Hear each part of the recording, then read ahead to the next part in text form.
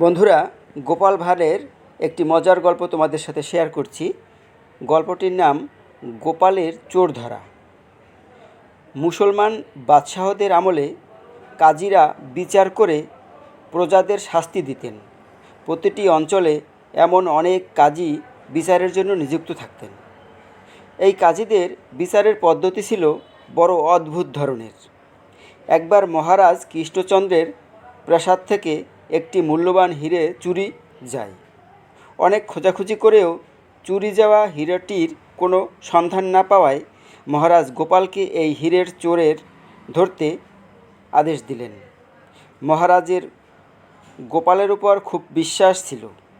তার ধারণা, এই চোরকে যদি কেউ ধরতে পারে তা সে গোপালই পারবে। গোপাল প্রাসাদের সকল দাস দাসী ও রাজকর্মচারীদের পৃথকভাবে ডেকে প্রত্যেককে একটা করে মোমের হিরে বানাতে বলল। প্রত্যেককে বলে দিল কথাটা যেন গোপন থাকে।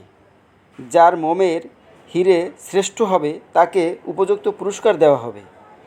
তাদের সবাইকেই 1 ঘন্টা সময় দেওয়া হলো। 1 ঘন্টা পরে প্রত্যেকের ঘরে গিয়ে কে কেমন মোমের হিরে বানিয়েছে তা গোপাল মহারাজকে সঙ্গে করে দেখতে গেল।